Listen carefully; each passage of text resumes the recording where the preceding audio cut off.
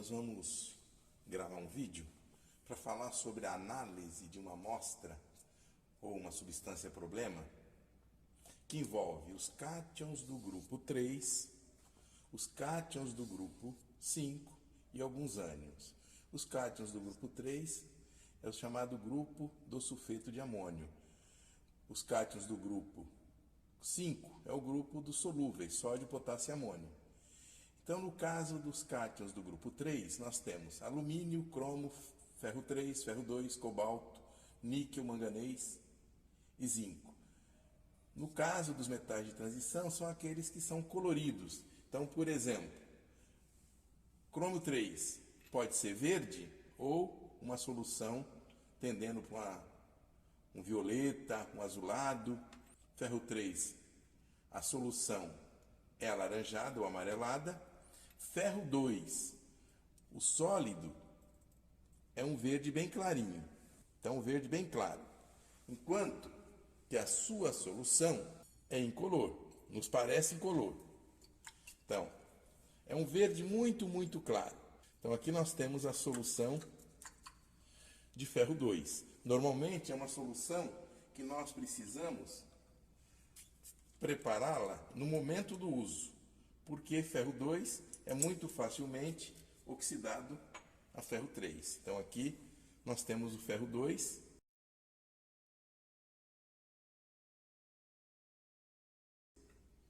É um verde bem clarinho ou uma solução praticamente incolor.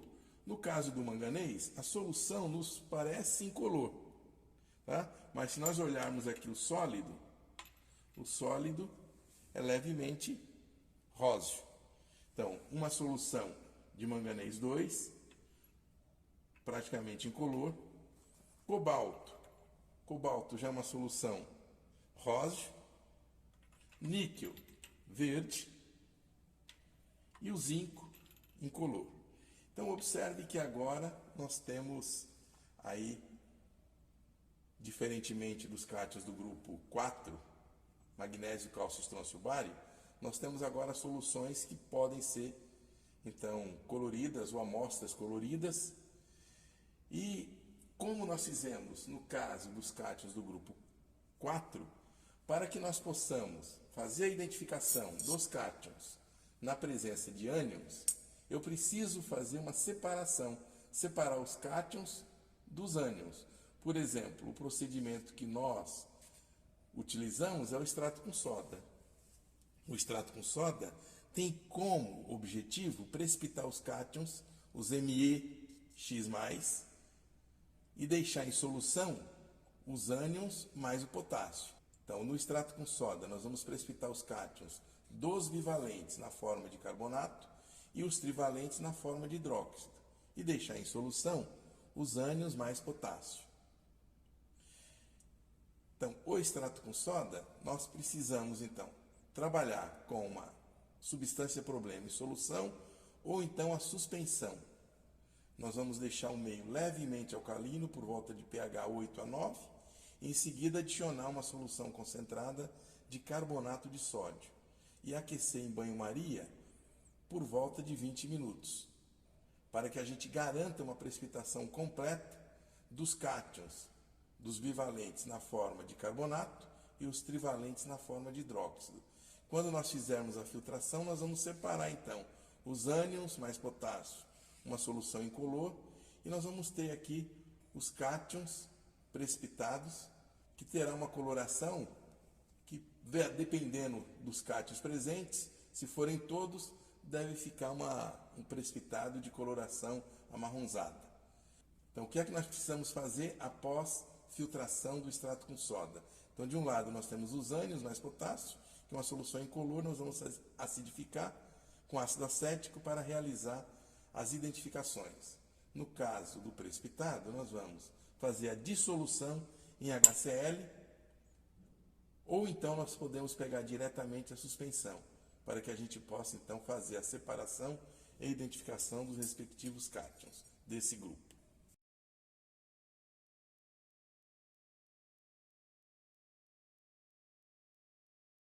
Então, a nossa amostra que nós vamos trabalhar para fazer essa separação e identificação desses cátions, observe que aqui peguei uma amostra contendo todos os cátions. Eu não sei quais são os ânions que estão aí, pode ser cloreto, pode ser nitrato, pode ser sulfato. Então observe que a amostra ela é pastosa. Por que pastosa? Porque veja que nós temos aqui cátion de metal trivalente. De maneira geral, nós temos uma amostra que absorve muito facilmente água da atmosfera, então é higroscópica, por isso que ela é pastosa. Tá? Então, principalmente no caso dos cátions trivalentes. Então, para que nós façamos então essa análise, nós vamos pegar um Erlenmeyer e eu vou transferir a metade dessa amostra para esse recipiente. Então, vou pegar aqui uma pequena quantidade dessa amostra.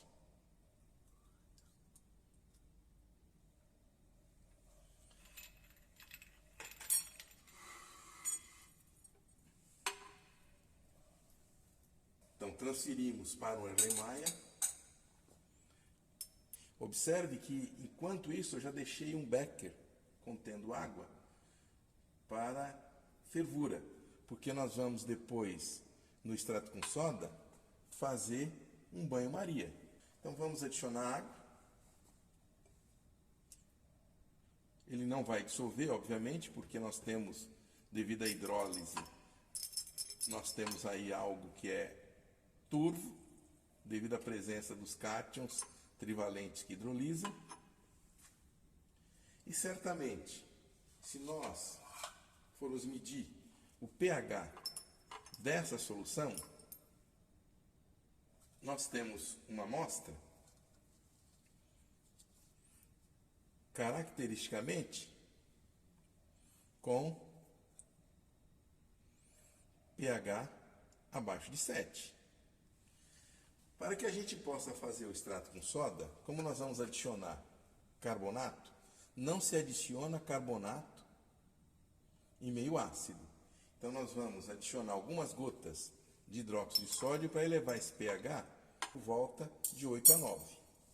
Então, aqui nós temos uma solução de hidróxido de sódio, 2 mol por litro, e vamos acrescentar algumas gotas de hidróxido de sódio. E nós vamos medir o pH. Eu não posso colocar uma quantidade muito grande de hidróxido de sódio. O pH, no máximo, tem que ficar aí por volta de 8 a 9. Por quê? Senão eu começo a complexar o alumínio, começo a complexar o zinco, o cromo, e aí eu posso perdê-los depois em alguma fase. Então a gente precisa garantir que o meu pH vai estar aí por volta de 8 a 9. Então vamos verificar aqui novamente. Então observe que nós já começamos a elevar o pH, tá certo? Ó, já estamos aqui no 4. E vamos um pouco mais agora. Vamos adicionar um pouco mais de hidróxido. E vamos novamente verificar o pH.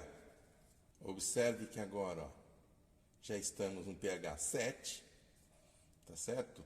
Eu vou fazer o seguinte, eu vou parar em pH por volta de 7, para não elevar demais, porque agora eu já posso colocar o carbonato.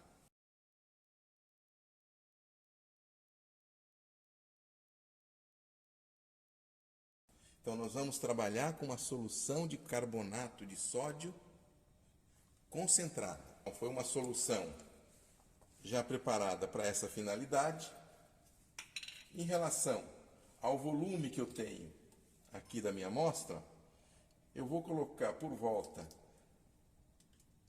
de uma quantidade que eu possa dobrar esse volume aí, ou então adicionar uns 10, 15 ml. Então adicionei carbonato.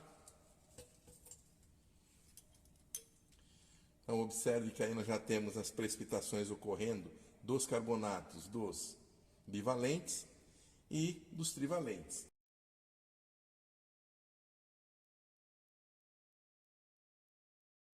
E aí, que eu vou fazer? Vou adicionar agora o meu Erlenmeyer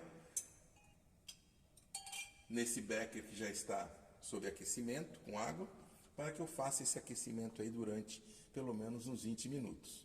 Bom, enquanto o nosso material ainda está sob aquecimento, nós vamos preparar o nosso sistema de filtração.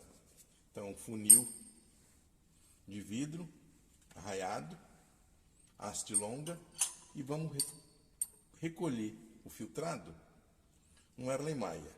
Então, o papel de filtro eu vou dobrar ao meio, pressionando sem riscar.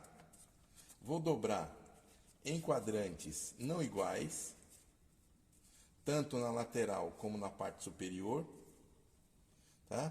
Porque eu vou aumentar o ângulo do papel de filtro de tal maneira a não coincidir com o ângulo do funil. Consequentemente, eu vou aumentar a câmara de vácuo e vai facilitar a filtração, tá certo?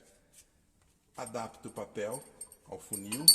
Quando eu faço essa adaptação, ele ficar pelo menos meio centímetro abaixo da borda, e aí eu já inicio molhando esse papel de tal maneira a aderi-lo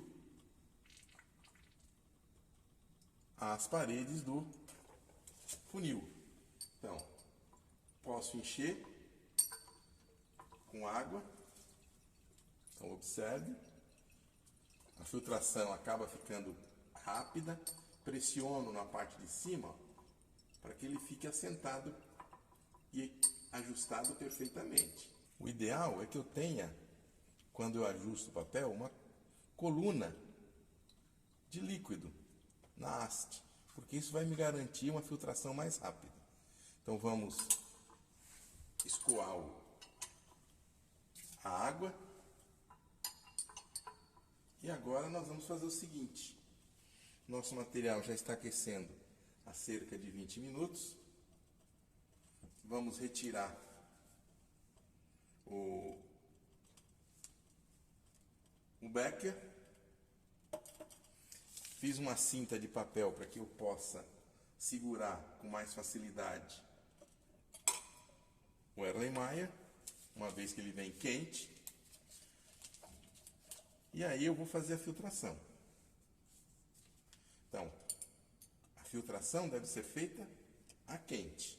Então, aqui nós vamos passar a amostra. Então, observe que o filtrado é incolor, porque todos os cátions estão precipitados aqui na forma de carbonato e hidróxido, tá certo? Então, o que vai passar são os ânions mais potássio. Então, é uma solução límpida, transparente e incolor, porque eu não tenho cátion de metal de transição ou cátions do grupo do sulfeto de amônio nessa solução.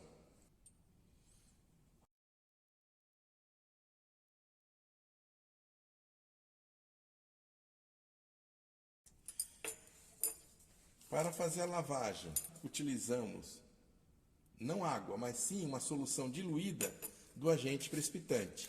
Então, o que eu vou fazer? Pegar algumas gotas do carbonato, adicionar água, fazer essa solução diluída, e aí nós vamos fazer a lavagem do precipitado. Então, sempre quando vamos fazer uma filtração, o precipitado deve ser lavado com uma solução diluída do agente que o precipitou. E eu não lavo com água para que não ocorra uma parcial dissolução do material e a contaminação da minha solução com os cátions que estão acima. Então eu posso também fazer o aquecimento. Então, com ela quente, passamos sobre o precipitado.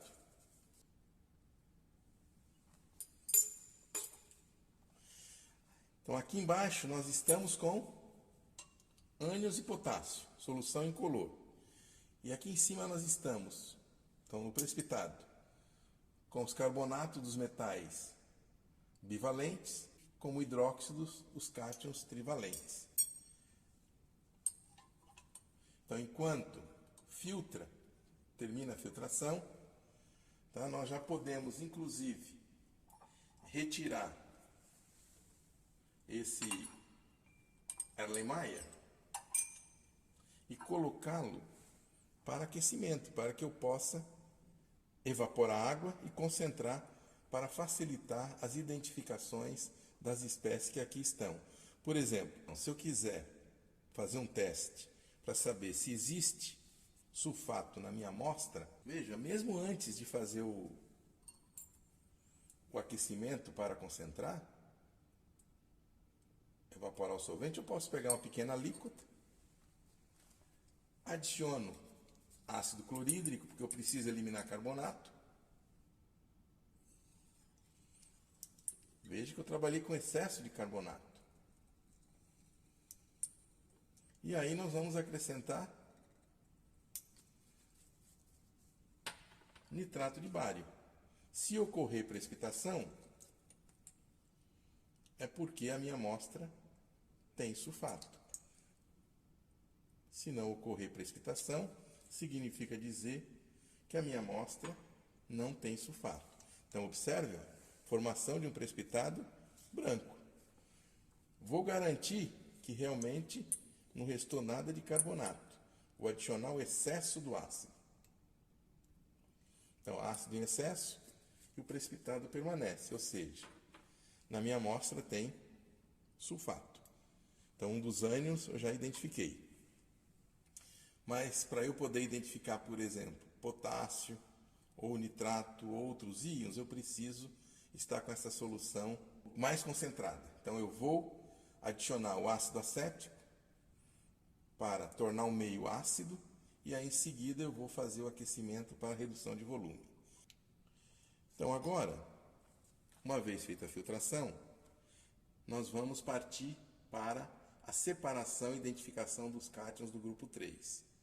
Então, nós já falamos que nessa amostra nós temos todos os cátions. Então, essa coloração marrom é devido à presença do hidróxido de ferro 3, do MnOH2, que é um marrom escuro, e o cobalto, que precipita hidróxido de cobalto 2, que é bege, mas que com o tempo ele começa a escurecer devido a uma oxidação pelo oxigênio do ar. Tá? Lentamente, parcialmente, ele vai se oxidando. Então, o que eu preciso fazer? Bom, eu vou transferir esse precipitado para o Erlenmeyer, vamos fazer uma dissolução em HCl, e aí a solução dos cátions, nós vamos partir para a separação. Eu não vou retirar todo o precipitado, vou pegar apenas uma quantidade desse precipitado,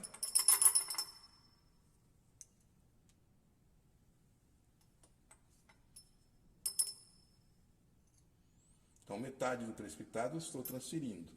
Caso eu cometa algum erro, eu ainda posso partir de onde eu estou. Vou adicionar água, lavar as paredes.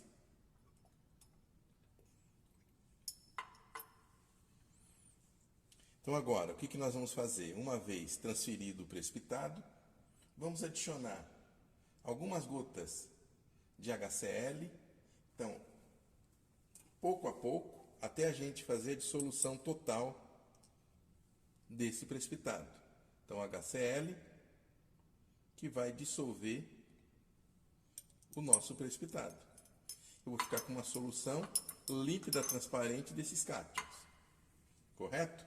O que eu posso fazer é acelerar o processo da dissolução por aquecimento. Então, vou aquecer.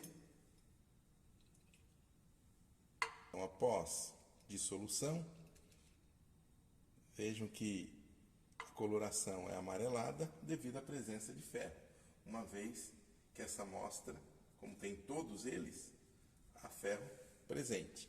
Podemos avaliar o pH da solução. Então vamos pegar uma pequena quantidade da amostra, passar no nosso papel indicador. Então, observe que nós estamos aqui, ó, num pH por volta de 2 a 3. Então, uma vez dissolvido, nós vamos partir agora para a separação.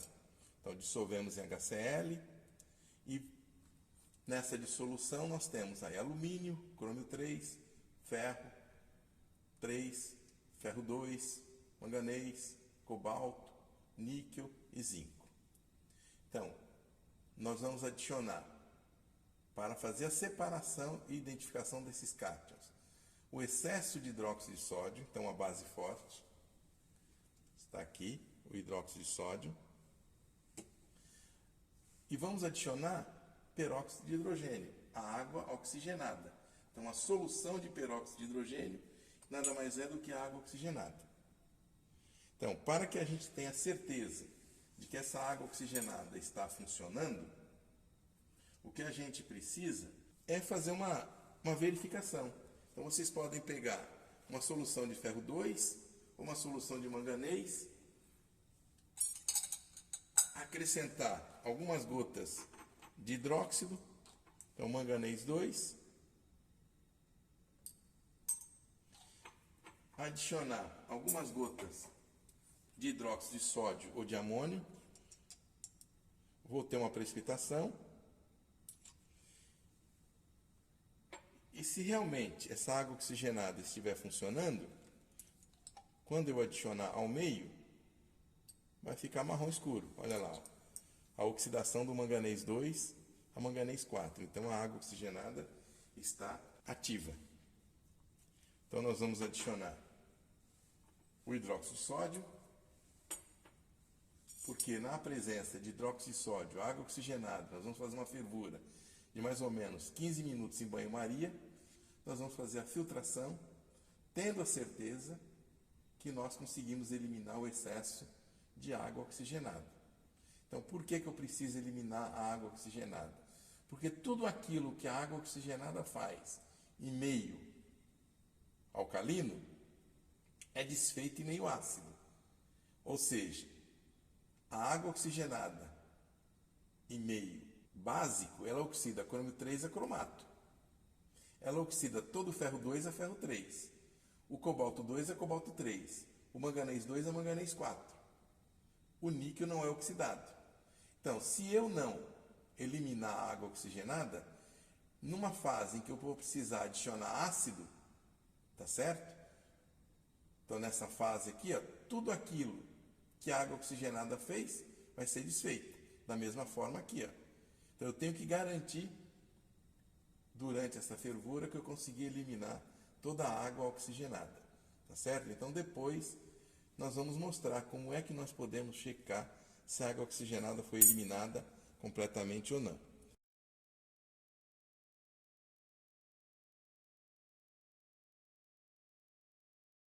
Então, agora nós temos a nossa solução. Vamos adicionar o hidróxido de sódio. Então, a base forte. Quando eu adicionar a base forte, o que vai acontecer? Vai começar a ocorrer a precipitação.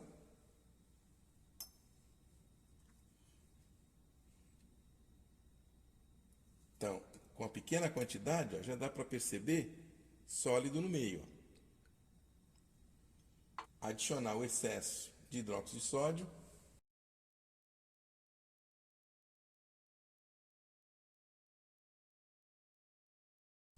E vamos acrescentar agora a água oxigenada. Então, a água oxigenada adicionada vai provocar a oxidação. Se tem ferro 2, vai a ferro 3. Se tem manganês 2, vai a manganês 4. Se tem cobalto 2, vai a cobalto 3. Observe que agora a coloração já é outra, já é um marrom escuro. Então, certamente nós temos uma amostra como essa, manganês 2 e o cobalto 3. A nossa efetivamente tem, porque nós estamos trabalhando com todos os cátions do grupo do sulfeto de amônio. Então, ó, água oxigenada em excesso. E agora nós vamos fazer um aquecimento. Então, em banho-maria, até a eliminação completa da água oxigenada. Como que nós checamos se existe ou não água oxigenada no meio? Então, para verificar se o nosso meio tem ou não água oxigenada, então depois da fervura, nós vamos pegar um papel de filtro, ó, vamos cortar em quadrantes, utilizar com uma gota de permanganato acidulada e colocar na boca do nosso recipiente.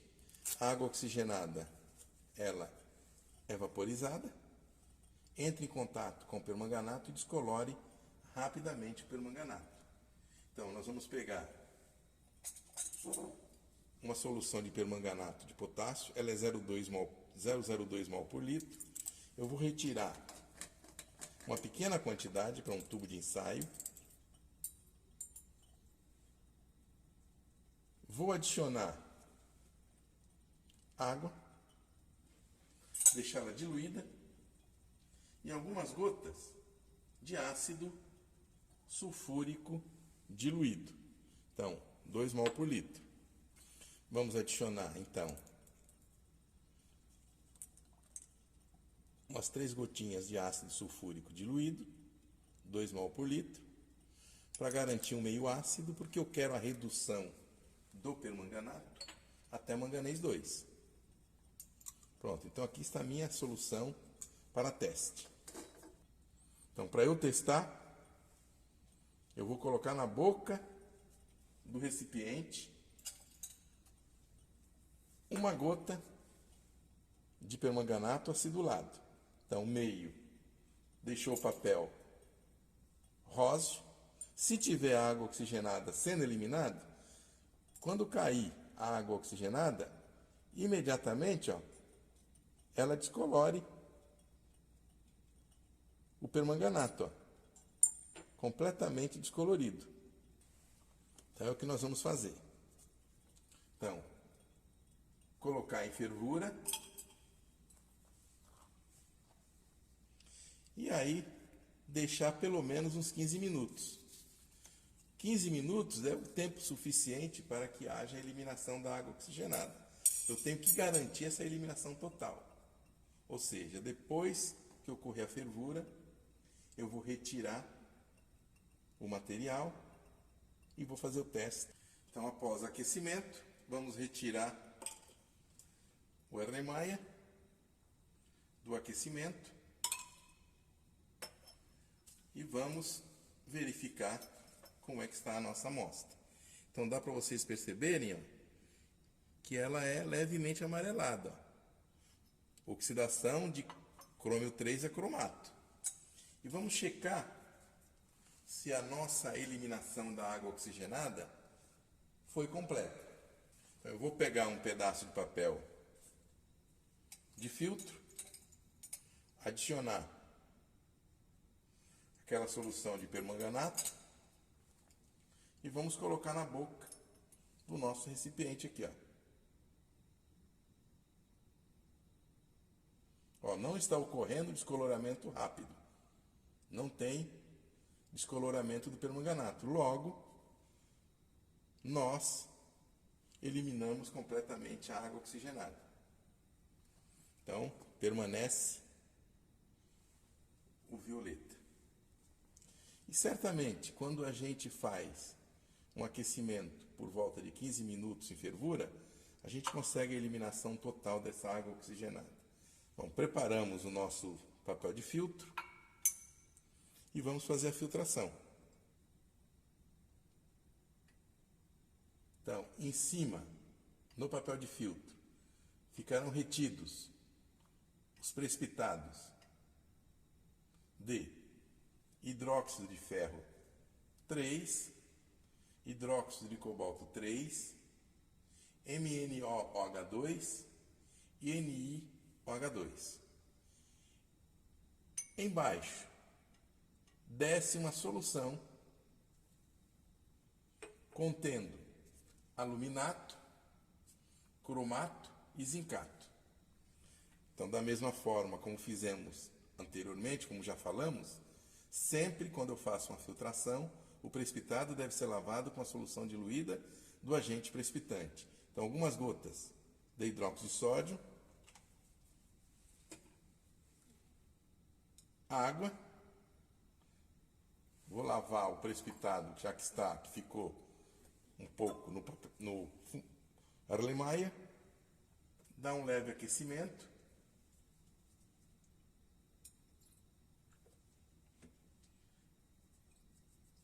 E vamos fazendo essa operação pelo menos umas 3 vezes. Eu não preciso aguardar. Enquanto ele finaliza a filtração e lavagem, eu posso pegar essa solução, ó, que contém cromato, zincato, que é incolor, aluminato, que é incolor. Nós vamos adicionar ácido. Adicionando ácido, nós vamos destruir os complexos aluminato e zincato, formando zinco 2+, alumínio 3+. E o cromato vai ser levado a dicromato. Então a solução vai mudar para laranja. Então algumas gotas de HCl até meio ácido. Então, me utilizando de um bastão de vidro, e vamos verificar o meio, se ocorreu a transformação do cromato em dicromato. Como a solução tem uma concentração baixa em cromato, é difícil a gente perceber a mudança de uma maneira bem nítida do amarelo para o alaranjado, porque a solução do alaranjado muito diluída, ele é praticamente de mesma coloração. Mas dá para a gente perceber uma pequena mudança. Na hora que cai o ácido, olha lá. Um alaranjado, ó. O ácido caindo, ó, transformando. Olha o que acontece. Eu vou adicionando lentamente, eu já consigo perceber até a precipitação. Porque vai destruir o complexo e vai começar a precipitar. Isso certamente é hidróxido de alumínio, hidróxido de zinco.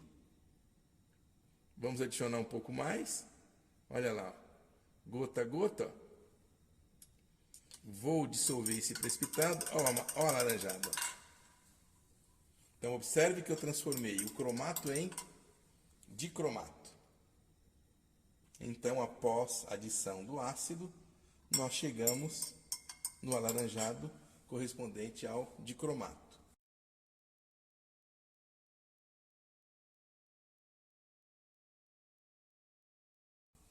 E nós podemos até fazer um teste já para verificar e confirmar a presença do dicromato.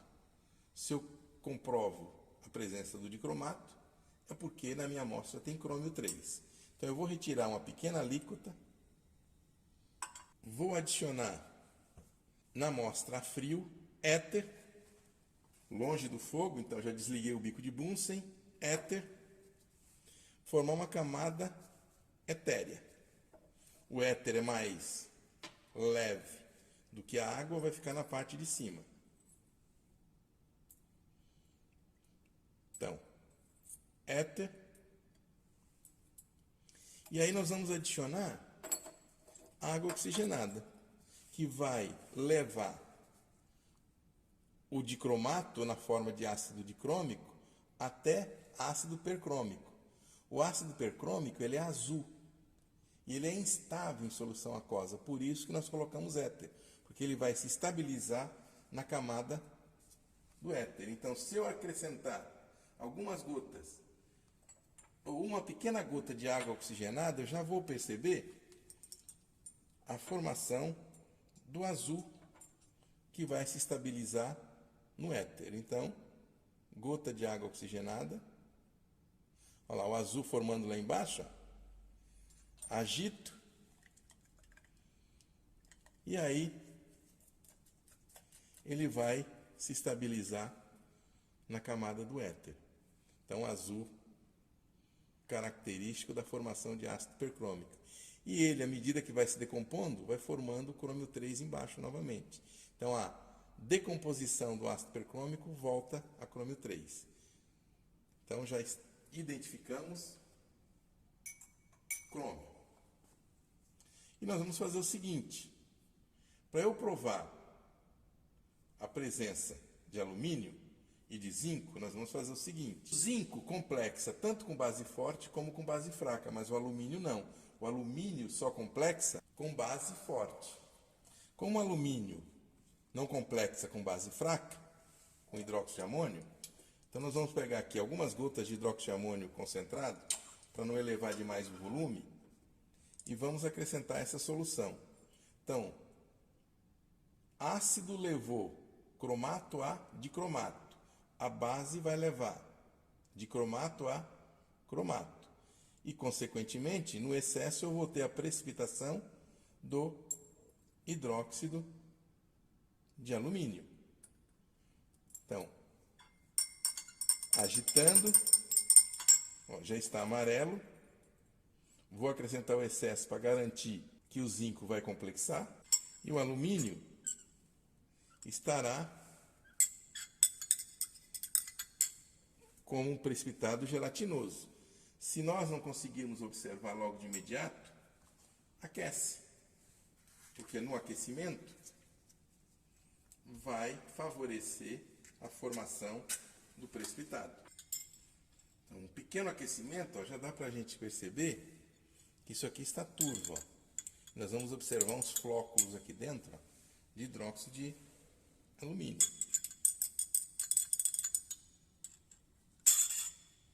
Então, está turvo, significa dizer que estamos confirmando a presença de alumínio. Enquanto aquece, para a gente poder filtrar e identificar o zinco, nós vamos pegar o precipitado, ó, que é um marrom escuro, e vamos transferir para um becker. Então, nós vamos abrir o papel, se utilizando de água, vamos transferir esse precipitado para o becker. Eu não preciso transferir totalmente, porque eu tenho uma grande quantidade, eu vou guardar esse papel de filtro, porque se eu errar eu parto exatamente desse ponto aí, para fazer a identificação dos outros. Então, vou guardar esse papel de filtro. Então, sobre um vidro de relógio, a gente coloca o papel de filtro. Agora dá para vocês perceberem a presença do alumínio aqui no meio. Está turvo, tem uns flóculos aí. Esse precipitado, que contém hidróxido de ferro 3, hidróxido de cobalto 3, MnOH2 e NiOH2, nós vamos acrescentar ácido sulfúrico 2 mol por litro e vamos aquecer. No aquecimento, nós teremos a dissolução do hidróxido de níquel e do hidróxido de ferro. Vai formar ferro 3 e níquel 2. Na presença de ácido sulfúrico diluído, o MnOH2, o manganês 4, não é dissolvido, permanece como MnO2, porque MnOH2 é MnO2.H2O. E o hidróxido de cobalto 3 também não dissolve. Então, nós vamos permanecer com um sólido escuro, marrom escuro ou preto. E vai descer uma solução que nós vamos ter aí o níquel e o ferro. Eu vou fazer o seguinte, como nós vamos fazer filtração depois, eu já vou deixar o sistema preparado. Então, vou deixar aqui o nosso manganês, ferro e níquel e cobalto e vamos preparar o nosso sistema para a filtração.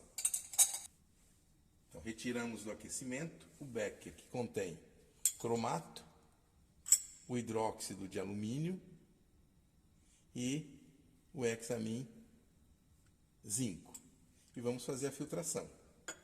Após a identificação do crômio na solução alaranjada, a partir da prova do ácido percrômico, que vai dar uma solução estabilizada azulada no éter, adicionamos o excesso de hidróxido de amônio, onde ocorre a precipitação do hidróxido de alumínio, precipitado gelatinoso, e a complexação do zinco na forma do hexamin zinco. Filtramos, isolamos o precipitado branco gelatinoso e a solução que contém o hexamin zinco. Duas possibilidades para a identificação do zinco. Numa alíquota, podemos adicionar sulfeto de amônio, vai precipitar sulfeto de zinco, que é branco. Uma outra alíquota, podemos adicionar ácido acético, ferrocianeto de potássio, e aí vamos obter o ferrocianeto de zinco, que é branco. Então, o fato de ocorrer a precipitação do sólido branco, gelatinoso, só pode ser hidróxido de alumínio. Então, está comprovada a presença de alumínio. Embaixo nós temos a presença do zinco, que está na forma de um complexo, hexamin zinco, e o cromato. Vamos tornar um meio ácido acético e adicionar ferrocianeto. Então, vamos fazer a identificação do zinco, uma pequena alíquota no tubo de ensaio, tornar um meio acético, porque o ferrocianeto de zinco precipita em meio ácido acético. Após acidular, vamos colocar algumas gotas de ferrocianeto de potássio. Vai formar um precipitado branco de ferrocianeto de zinco. Opa, já formou. Então, um precipitado que está no meio amarelado, mas se a gente deixar isso sedimentar, ele é branco. Ferrocianeto de zinco. Então, provamos o alumínio, provamos o cromo e provamos o zinco. Então, esse está resolvido. Se vocês tinham dúvida com relação ao precipitado, então eu vou mostrar o precipitado de hidróxido de alumínio. Está aqui, ó. Olha o precipitado gelatinoso aqui. Então, provamos alumínio. Então, agora nós temos aqui ferro 3, níquel 2, MnO2 e hidróxido de cobalto 3.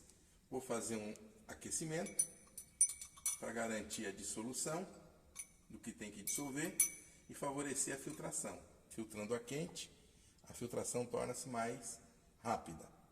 Então, após aquecer, fazendo a filtração, nós teremos uma solução contendo ferro 3 e níquel 2, e no papel de filtro ficará retido o óxido de manganês, MnO2, e o hidróxido de cobalto 3. Então, novamente, lavagem com uma solução diluída de ácido sulfúrico, bem diluída, com algumas gotas.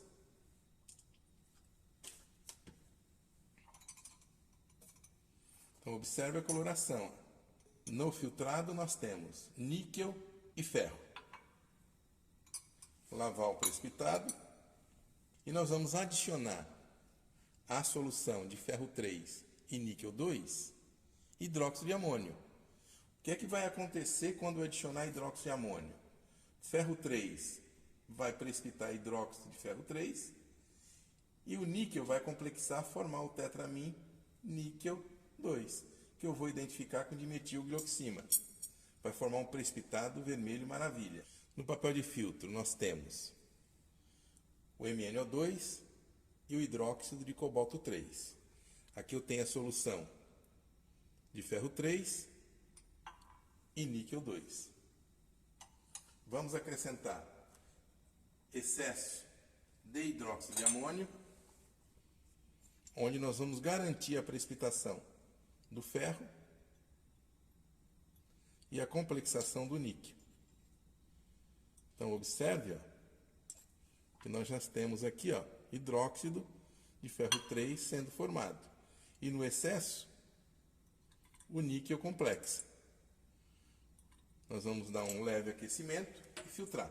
Precipitado nós temos hidróxido de cobalto 3 e MnO2. Um não interfere na prova de identificação do outro. Então, o que eu vou fazer é retirar a alíquota para a identificação do cobalto e a alíquota para a identificação do manganês. Então, para a identificação do cobalto, o que eu vou fazer? Vou retirar uma pequena quantidade, então usando o bastão de vidro, ó, vou adicionar HCl para fazer a dissolução.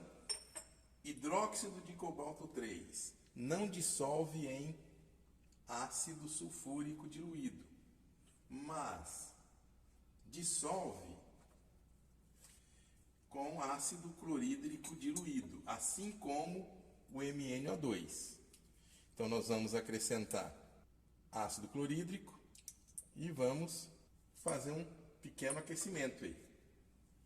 Meio ácido, vou acrescentar um pouquinho de água e vamos fazer o aquecimento. Então, aquecimento brando, eu dissolvo completamente, olha lá. Então, dissolvi e aqui eu tenho na minha solução cobalto 2 e manganês.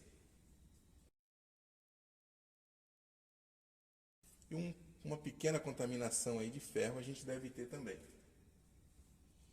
Então eu vou fazer o seguinte, vou retirar uma alíquota para fazer o teste de identificação do cobalto. Então, a frio, nós vamos adicionar tiocianato. Opa! Interferência do ferro. Ferro também reage com tiocianato, formando o vermelho intenso. Então, não lavei muito bem aquele precipitado, ó, aparece aqui uma contaminação de ferro. Mas isso é fácil. Nós adicionamos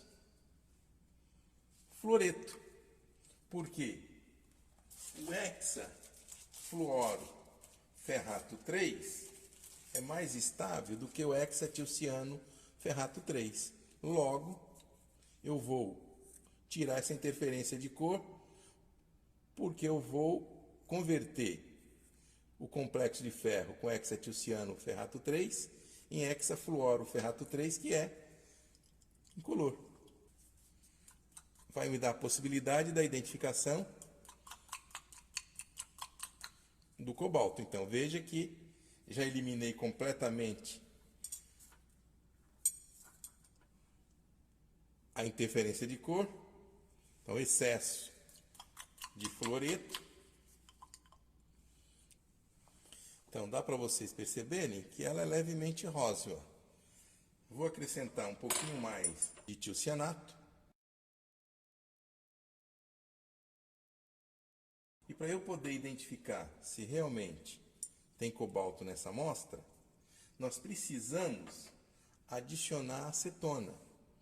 Porque aqui nós temos um complexo que ele é octaédrico, contendo tiocianato, 4 tiocianatos, e nos vértices do octaedro, na parte de cima e embaixo, nós temos moléculas de água.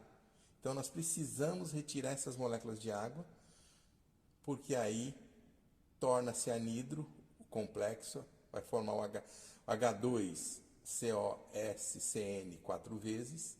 Nós vamos ter a formação de um azul celeste. Então agora nós vamos adicionar acetona. Se tiver cobalto, vai formar um complexo que é azul celeste. Olha lá, eu estou retirando água, que está deixando o meio com a coloração róseo, e eu mudo, quando eu adiciono acetona, eu estou mudando a constante dielétrica do meio, removendo as águas que estão nos vértices do octaédrico, e formando agora, então, um azul celeste correspondente à identificação do cobalto. Então, identificamos cobalto. Então, mais um. Já identificamos alumínio, zinco, crômio, cobalto. Vamos agora identificar o manganês. Para a identificação do manganês, nós precisamos oxidá-lo de manganês 2 até manganês 7. Isso nós faremos utilizando um agente oxidante, que é o PbO2, e vamos acrescentar ácido nítrico concentrado.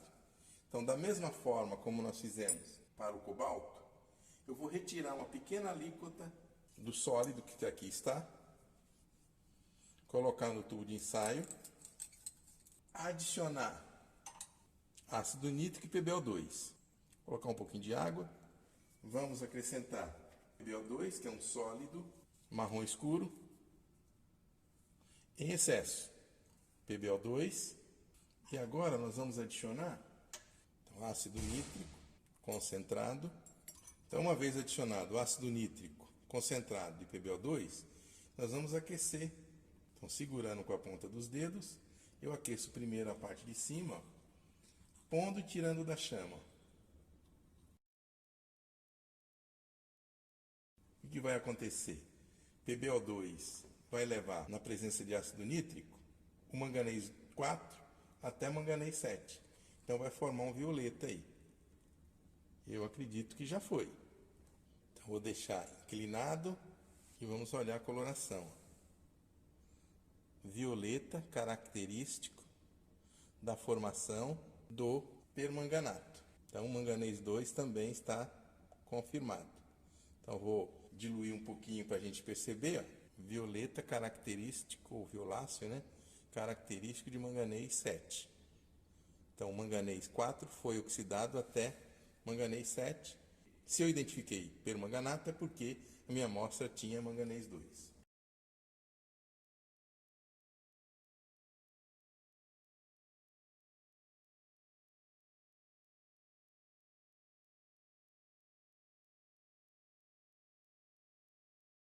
Vamos fazer um aquecimento aonde tem o hexamin-níquel e o ferro, a forma de hidróxido. Nós vamos filtrar.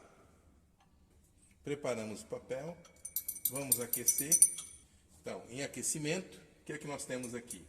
Nós temos, após a adição do hidróxido de amônio em excesso, temos o tetramin-níquel e temos o hidróxido de ferro 3. Nós vamos filtrar. A solução corresponde, então, ao tetramin-níquel e o precipitado, nós teremos o hidróxido de ferro 3. Um esverdeado, que é característico do níquel. Se lá nós adicionarmos dimetilglioxima, deve ficar um vermelho maravilha. Tá lá, ó. Identificação do níquel. O sólido, que é o hidróxido de ferro, o que eu vou fazer? Vou retirar uma pequena quantidade desse sólido, colocar no tubo de ensaio, acrescentar ácido clorídrico para dissolução e, na sequência, vamos colocar tiocianato. Então, dissolvido, hidróxido de ferro, acrescentamos tiocianato, vermelho intenso. Comprova a presença de ferro 3. Aí vocês poderiam perguntar, e o ferro 2?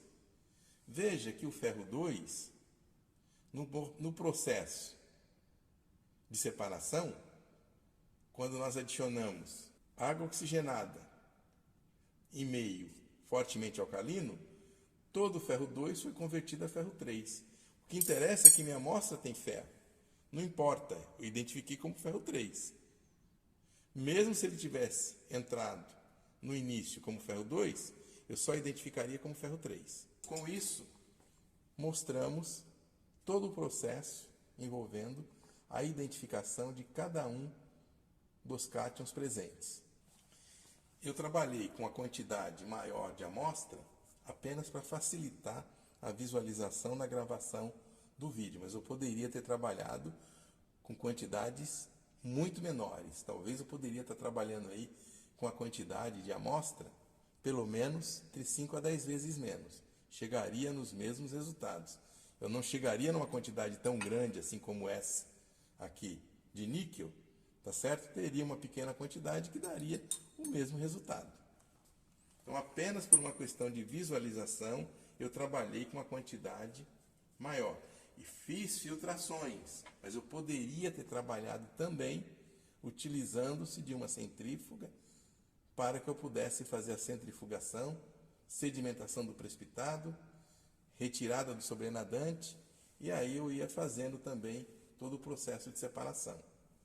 Então acredito que com isso ficou claro para vocês como é que eu faço uma análise envolvendo os cátions do grupo 3. Separamos o extrato com soda para a identificação dos ânions, mais o potássio. Trabalhamos com o sólido formado na precipitação do extrato com soda, onde nós separamos aí alumínio, crômio, ferro, manganês, cobalto, níquel e zinco e fizemos as identificações. Na demonstração que nós fizemos anteriormente, nós mostramos para vocês como separar e identificar os cátions do grupo 3, ou grupo do sulfeto de amônio. Eu vou fazer algumas considerações. Os cátions usuais ou mais comuns podem ser agrupados em 5 grupos. 4 desses grupos possuem um reagente precipitante ou um reagente específico de grupo, enquanto que o quinto contém os cátions que formam produtos solúveis com a maioria dos reagentes, de modo que não existe um reagente específico para esse grupo. No caso, o grupo 1 é o chamado grupo do HCl, ou grupo dos cloretos insolúveis. O grupo 2 é o grupo do cobre e grupo do arsênio. Esses cátions precipitam como sulfeto em meio ácido. É o chamado grupo do H2S em meio ácido. O grupo 3 é o grupo do sulfeto de amônio. Neste grupo, os cátions bivalentes precipitam como sulfeto e os trivalentes precipitam como hidróxido. Também é chamado de grupo do H2S meio amoniacal. O quarto grupo é o grupo do carbonato de amônio. Esses cátions precipitam como carbonatos metálicos na presença de sal de amônio, com exceção do magnésio. E o quinto grupo é o chamado grupo dos metais alcalinos e amônio. Não apresenta um reagente específico de grupo. Bom, uma vez conhecendo a classificação de grupos dos cátions usuais, esses cátions organizados por grupo, nós podemos pensar num esquema de separação que envolve grupo por grupo desses cátions. De que maneira? Sempre pensando em utilizar o reagente específico de grupo. Então imagina que eu tenho uma solução hipotética contendo todos os cátions do grupo, então 1, 2, 3, 4, 5. Obviamente que essa solução estará na forma de nitrato e também em meio ácido.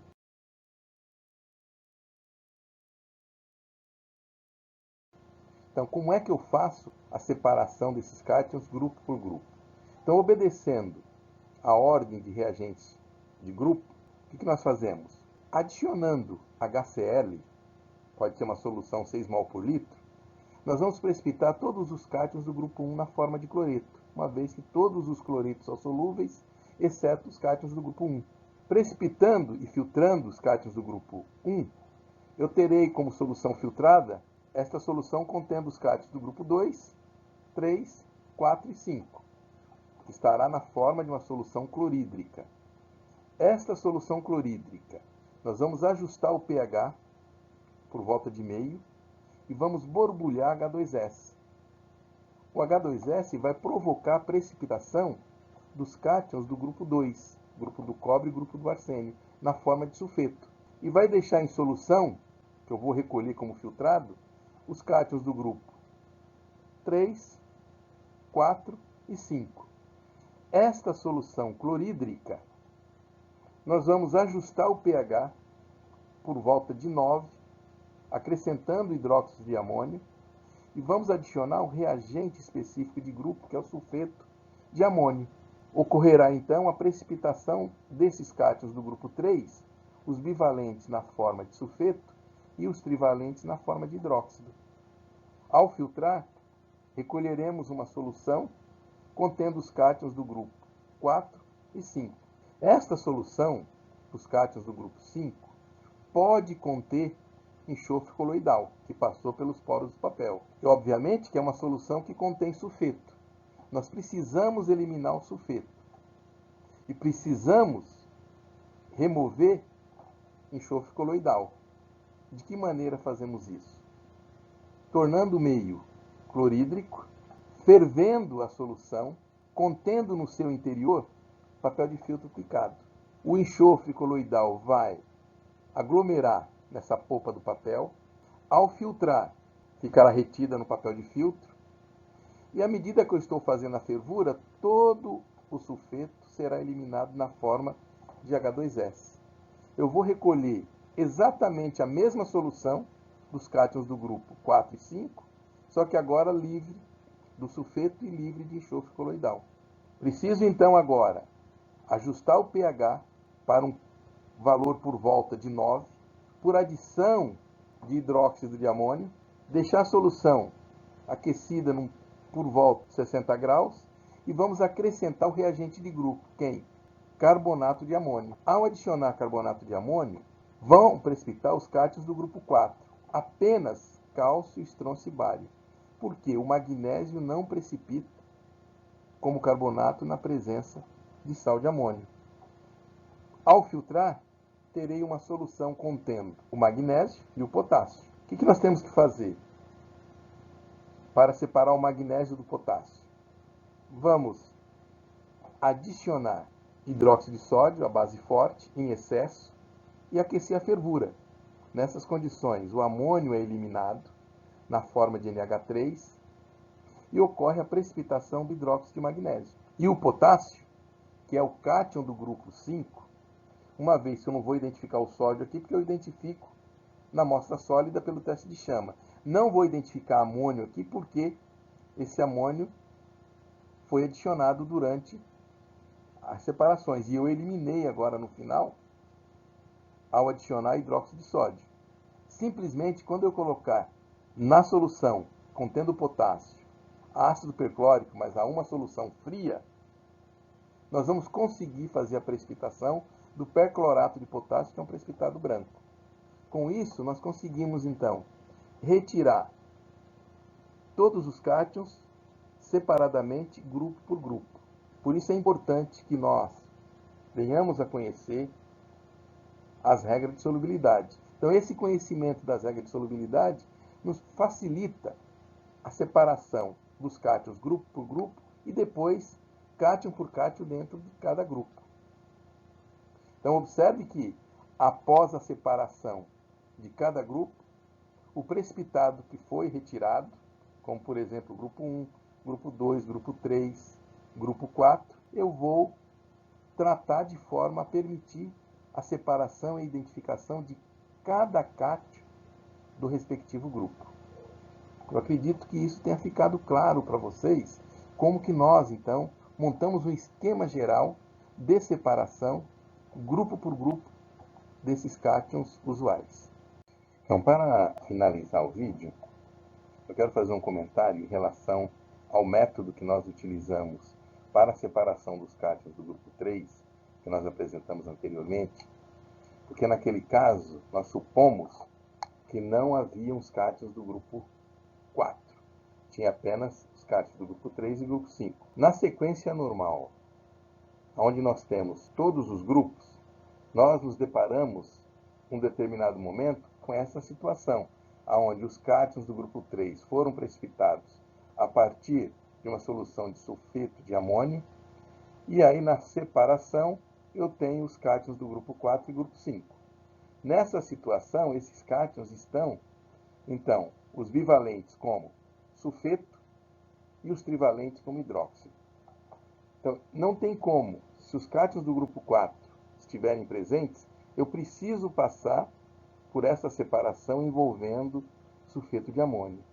Porém, se não estiverem presentes os cátions do grupo 4, eu posso partir para aquela separação envolvendo o hidróxido de sódio em excesso com água oxigenada. Mas, na presença dos cátions do grupo 4, os cátions do grupo 3, então, isolados nessa forma como estão de precipitados, precisam ser separados.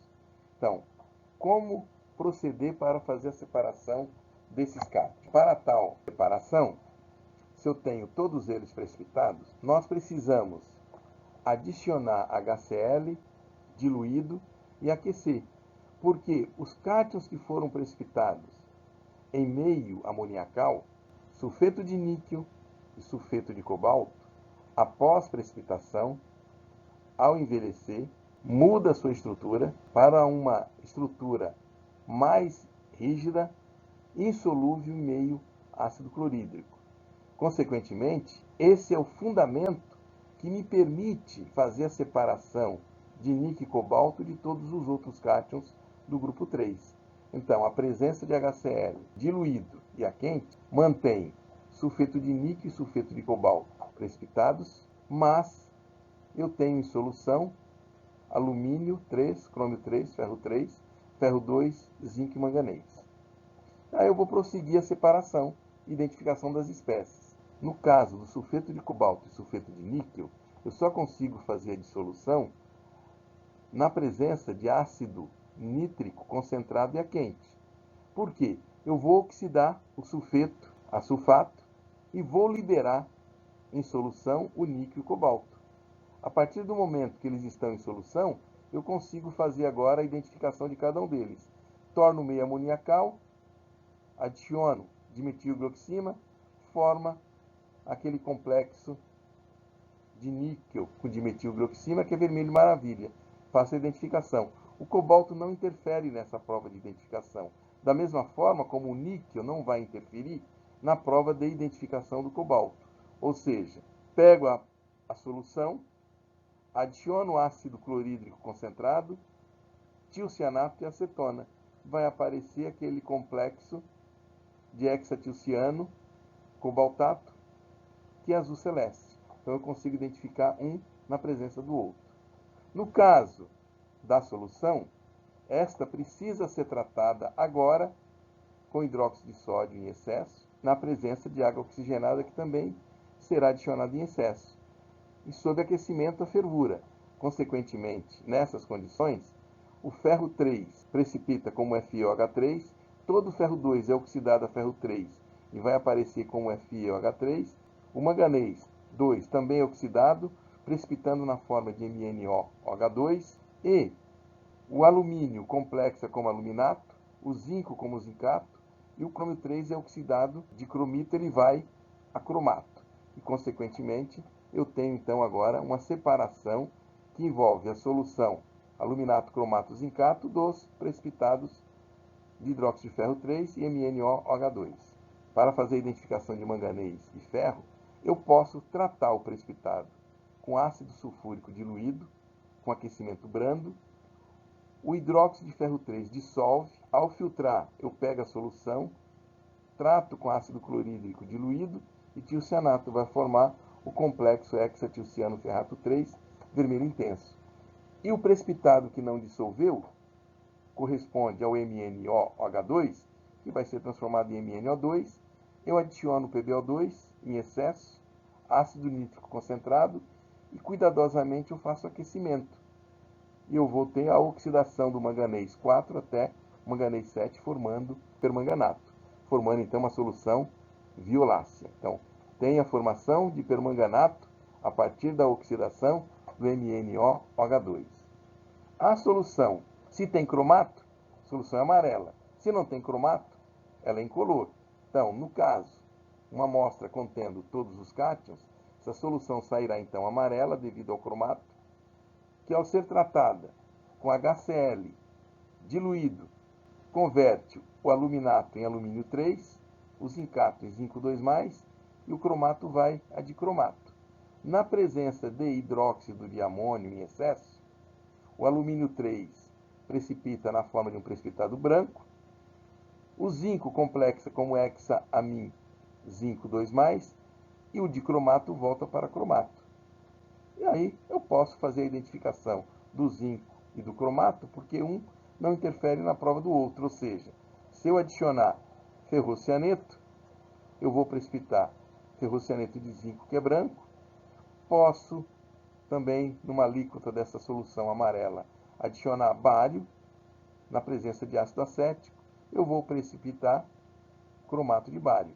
Poderia também, de forma opcional, fazer a prova do ácido percrômico, que é aquela aonde nós conseguimos chegar no H3CrO8, estabilizado no éter, dando aquela coloração azul, como foi feito já e apresentado no vídeo. Então eu acredito que isso diferencia para vocês e mostra uma situação onde eu não tenho como eliminar o sulfeto no processo de separação, porque obrigatoriamente nesse caso a presença dos cátions do grupo 4 inviabiliza partir para a separação empregando hidróxido de sódio diretamente sobre esses precipitados, ou poderia até fazer a dissolução com ácido nítrico, mas eu não conseguiria fazer a separação porque eu teria juntos também os cátions do grupo 4. Isso é uma forma então da gente poder entender melhor esse procedimento. Então, nesse caso, se eu tenho os cátions do grupo 4, obrigatoriamente eu preciso estar utilizando sulfeto de amônio para fazer a separação. E aí eu vou fazer agora a separação e identificação dos cátions dentro do grupo 3.